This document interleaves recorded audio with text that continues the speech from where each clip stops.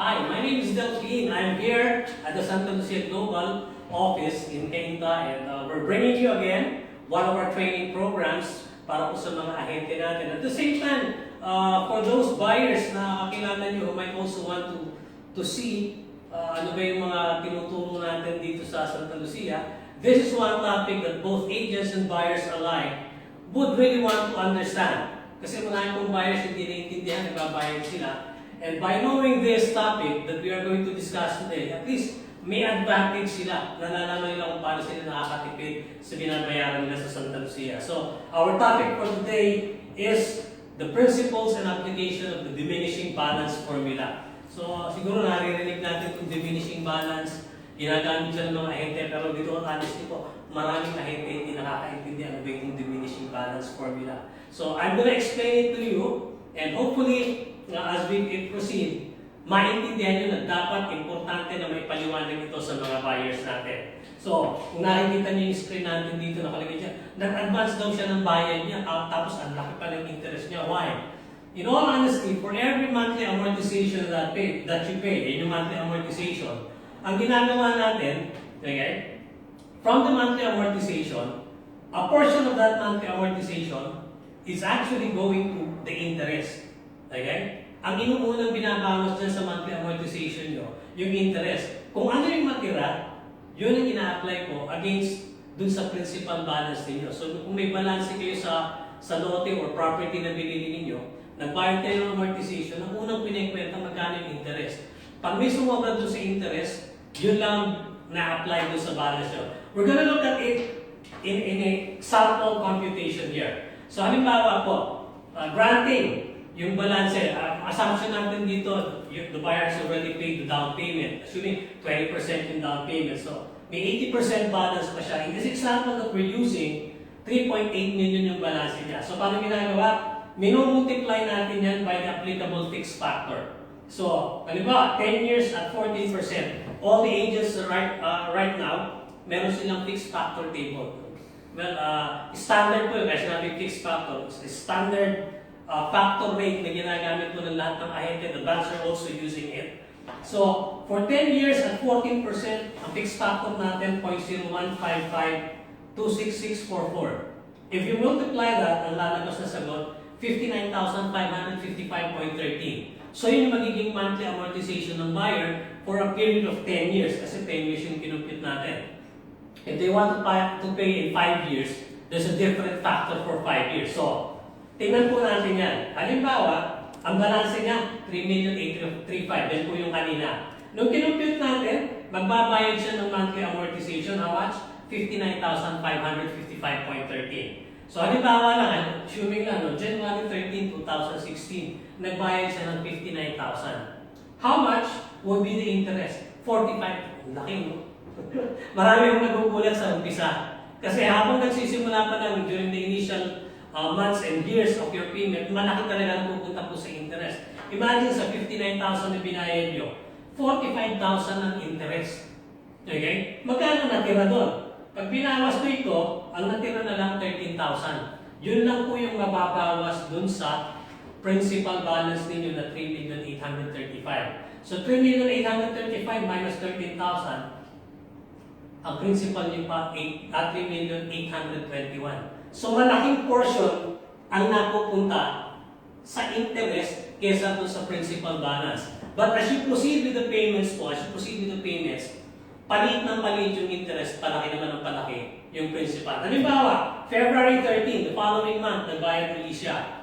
Another 59,000. You would notice this time from 45,000, naging 45,441 na lang. Mas lumiit ng konting interest, and then ang napunta sa principal lumalaki from 13,900 naging 14,113. So, kung ibabawas mo sa principal yan, magkano balance niya? 3.8 million na lang. Okay? Moving on, March 13, nagbayad ulit siya. Next month amortization, 59,000 pa rin. Explain ko ito lagi. Ang susunod niyang interest, 40,000 na lang, 892. Okay? Ang principal niya napunta, 18,000. Okay? So, kung ibabawas mo yan, ang total balance na lang niya, 3,780,000. So, as they proceed with the payments ng monthly amortization, palit ang kinakain ng interest. Now, here's an exciting part dito. Halimbawa, April 13. Sabi ng buyer ay, may pinadala yung mister ko. Mag-bonus, nag-major bonus. Dodoblehin ko yung bayad ko. So instead of paying 59,000, ang ginawa ng buyer, nagbayad siya ng doble. Dinoble niya yung monthly amortization niya, 119,000. So what happens? Ang interest niya, pag kinupute, 45,000 pa rin. Lahat ng sobra sa 119, which is 74,000, yun ang mababawas sa principal niya. Kung ano yung sumobra, so nagdoble siya dito, ang interest nasa range pa rin ito, lumaki yung mababawas sa principal. So from 3,788,000, naging 3,714,000 na lang siya. Now, what's funny about this thing, a lot of buyers think na pag nagbayad ako ng doble ko, ang gagawin nila the following month, pagdating ng May, since nagdoble siya dito, okay, ano gagawin nila? Hindi sila magbabayad ng May. Dahil doble raw yung binayad nila for April. So, walang mababawas sa interest, walang bayad eh. Di ba? And wala rin mababawas sa principal. So, the balance remains at 3,714,000. Now, here's the catch. Pagdating po ng June, the next monthly amortization nila, nagbayad siya ng 59,000. Alam niyo nangyayari? Pag kinupute yung interest niya, biglang naging 86,918. Why is that? Advance siya, sinabi niya, nag-advance ako. Bakit lumaki kulang pa yung binayad ko ngayon para sa amortization? The reason why is because ang computation po ng interest per day from the date of the last payment that you made. So dito regular nababayad kayo every 30 days. So 30 days or 31 days lang yung computation ng interest. But in this example, lumaktaw ka ng isang buwan, hindi ka nagbayad. And on the 60th day ka nagbayad, that is the reason why yung interest na kinumpute sa'yo is good for 60 days. Okay? So, paano ba kinukompute yung diminishing balance formula? Paano ba kinukompute yung para maintindihan natin? So, you get the outstanding balance, di ba, 3,835,000. You multiply it by 14%, okay? And then you divide it by 365 days. Bakit? There are 365 days in a year. Anong makukuha yung sagot? Makukuha yung sagot is the daily interest rate.